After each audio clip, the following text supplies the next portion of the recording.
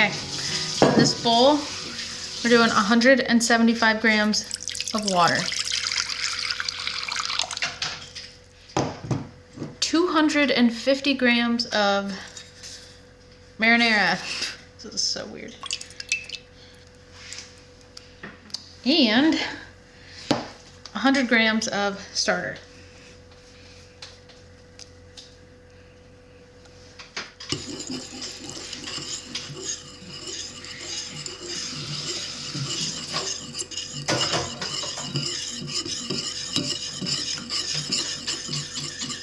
And I'm going to do about 4 grams of Italian seasoning. And like a half teaspoon of garlic powder.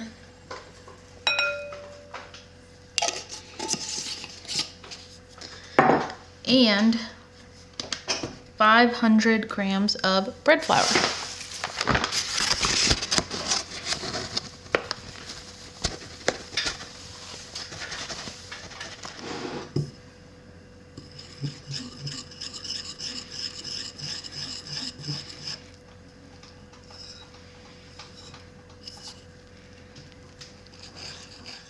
Alright, now I'm going to let this sit for 30 minutes, and then I'll come back and I'll add salt. So I'll be back in 30 minutes. Alright, and I'm going to add 10 grams of salt.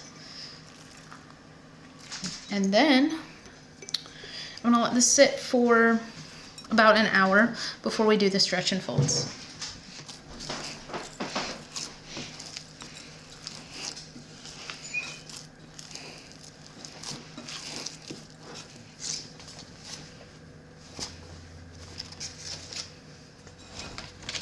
All right, it's been an hour. We're doing 1 set of stretch and folds. This recipe in particular, I believe it only said to do 3 sets. So we're gonna do this 1 set, and then in 30 minutes, we're gonna come back, do another set. And that is when I'm gonna add mozzarella and basil to this. It also does say that you can add pepperoni. I don't really like pepperoni, so I'm not going to add it. But if you like pepperoni, add it. Honestly, I imagine you could add any kind of thing you like in pizza. But I'm gonna do mozzarella and basil. So I will be back in another 30 minutes, and we'll add some stuff to it. All right, the lighting is kind of bad, but you know, it is what it is. So, it's been 30 minutes. We're gonna do our additions, and then we're gonna do the stretch and fold. So here, probably can't see because the lighting is bad. I've got about a cup, 8 ounces of mozzarella. Put that in. And then literally the only basil I could find at the store. I went to 2 stores, and I had to get a little cup of it. I'm gonna add, I don't know, maybe a tablespoon. Ish. And we're gonna fold all of this in.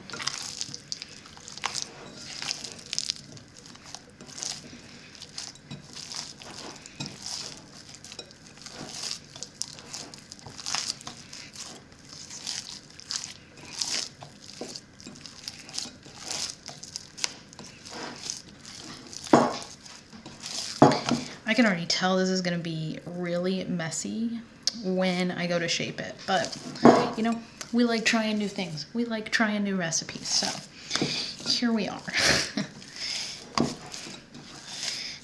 All right, that's pretty good.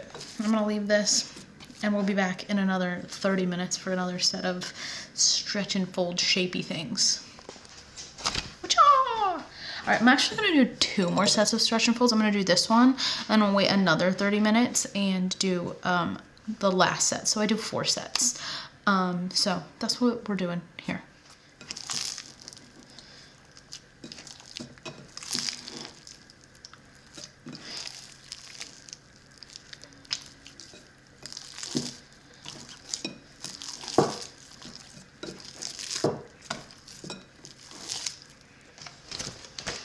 All right, this is the last set of stretch and folds, And I'm gonna do this, and then I'm going to probably set this over my heater for the next 3-ish hours to bulk ferment.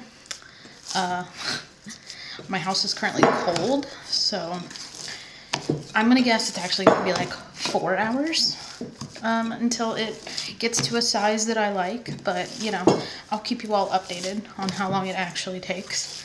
So there is what she looks like. She's a lot more moist than a normal loaf, but I'm gonna trust the process. All right, we're gonna leave her like this for the next like 4 hours, and then we'll be back. All right, this is gonna be messy. I have a feeling this is gonna be messy. It's been 5 hours, a little over 5 hours, and this is what it looks like. It's gonna be messy, but we're going to shape it. We're gonna attempt to shape it.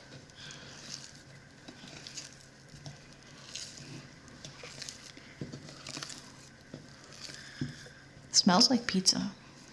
It smells good.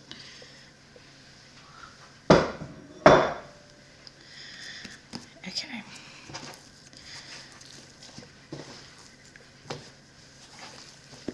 So basically, I'm gonna shape this, and then I'm gonna let it sit out for 30 minutes, and then we'll do more of a final shape.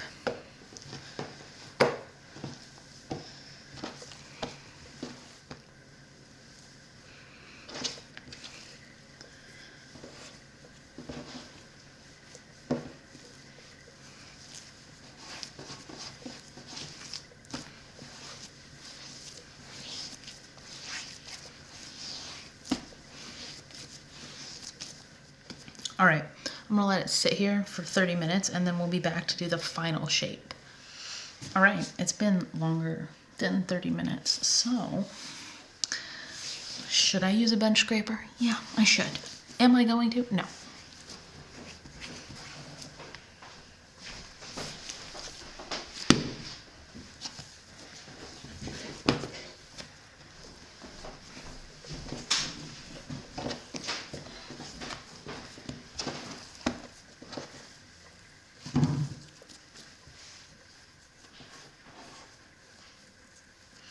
She's sticky. She's pretty sticky. But that's okay. We'll survive. We will prevail. I have my basket over here, and I have covered it in rice flour. So, there we go. Let's hope it doesn't stain. Although if it stains this, it's fine. I'll just wash it. Basically, I'm just going to cover it with my little cover here. I'm gonna put it in a bag and I'm gonna put it in the fridge overnight for about 12 to 14 hours. And then we'll be back tomorrow and actually bake it and see if it's any good or not. So I'll see you all in the morning. All right. Moment of truth. This has been in the fridge for 12 hours. I have my oven preheated to 450 degrees. It's been preheating for an hour. So, well, that's what she looks like. She didn't do anything. But we are going to flip this out.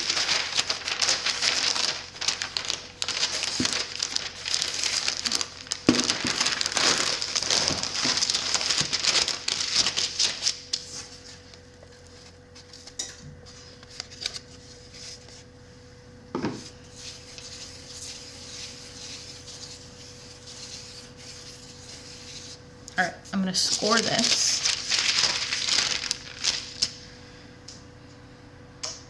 And I'm gonna bake it at 450 for 25 minutes.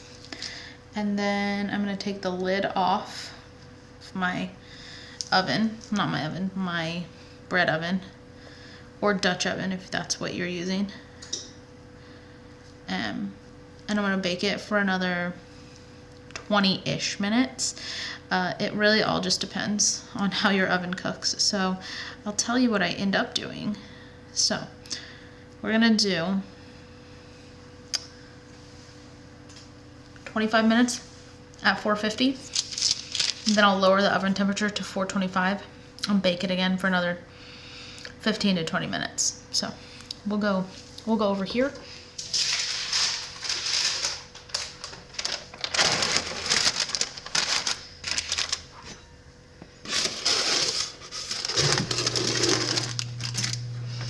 All right, we will see this bread in 25 minutes, kind of. I will show it to you what it looks like in 25 minutes. All right, this is a little bit of a moment of truth. All right, so I'm gonna take this cover off, and then I'm gonna put it back in uncovered at 425 for, this is how it differs. If you have one of these ovens, I would do it for about 12 minutes. If you're using a regular Dutch oven, I would put it back in for 15 to 20 minutes. So that's how it differs. But 425, take your lid off. Moment of truth. Well, you know, it looks like something. She is not super round and poofy, but she looks like something. I didn't expect it would look big. Usually when you have a lot of additions, yeah. Anyway, I'm gonna put this back in for 12-ish minutes, and then we'll kind of see where we're at after 12 minutes. All right. That is she. She is not the most rounded loaf, but that usually happens when you add stuff to your sourdough. But it does look good. So I'm gonna have to let this cool for at least an hour, and then we'll cut into it and we'll give it a try. All right, this is the real moment of truth here. Will it be good? Nobody knows. We're gonna cut it right here, okay, John? Mm-hmm. He's right behind the camera. Yeah, you are. Don't lie. Oh, looks nice. Looks cheesy and bread-like. Are you nervous? No. Do you think it's gonna be weird? No. I think it's gonna taste like cheesy bread with a little bit of a pizza flavor.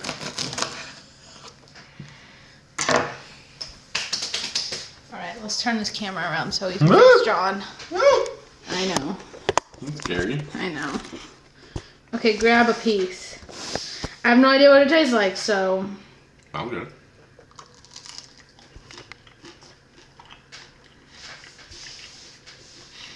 Tastes like a cheesy sourdough with a hint of like a pasta-y flavor.